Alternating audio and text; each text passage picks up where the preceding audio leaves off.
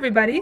Welcome back to another Connect the Dots drawing video, or welcome if it's your first time here. It's October, so that means it's pumpkin season. What better way to get ready for Halloween than drawing a silly pumpkin?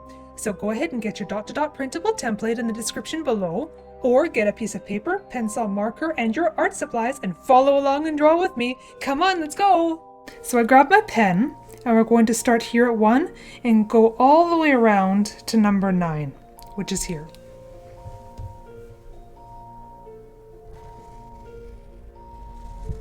And stop. And from 9, 10, and 11, you're doing curves, curves, curves, and one big curve. So from 9, 10, and 11, you're doing a curve. Up. And then 11, 12, 13, you're doing the same thing, curve and up. And to 15 through 14, curve up like that. And from 15 all the way to 23, you're curving again. I'm going to work backwards because I'm right-handed. And I don't want to turn the paper around too much and make you guys dizzy.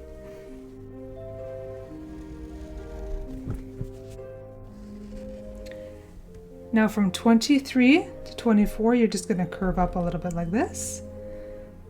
And then we're doing a curve through to 26. Curving a bit to 27 and curving back downward to number 1. And we have our outline of our pumpkin. With my thick marker, I finish working on the stem. With a thinner marker, I do triangles for the eyebrows, ovals for the eyes, and a big smile for the mouth. I'm also going to draw a little tooth here, just because I think it's fun. Remember that a pumpkin has a thickness to it, so when you cut out the shapes, you will see inside. If you're liking this video, be sure to subscribe to my channel, and don't forget to hit that like button. Now I show the shape of the pumpkin by connecting lines from the stem all the way down to numbers 9, 11, 13, and 15. If the video is going too fast for you, make sure to pause it and rewind it if you have to. With my orange marker, I start coloring on the left-hand section. I'm working left to right because I'm right-handed. Now I'm smoothing out my streaky lines.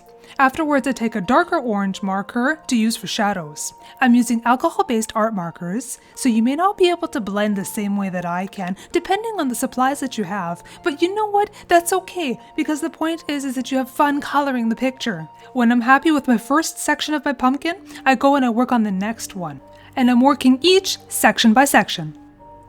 What's fun about this picture is if you don't want it to be a jack-o'-lantern or a Halloween pumpkin and just want a regular pumpkin, all you have to do is not draw the face and just draw the shape of the pumpkin to the numbers 9, 11, 13, and 15 like I showed you earlier, and then you'll have a regular plain pumpkin. Before you start drawing a picture, it always helps to plan. Before I start, I make sure I pick all of my colors. Like for example, a pumpkin obviously is orange, but I make sure I pick the color orange that I want to use.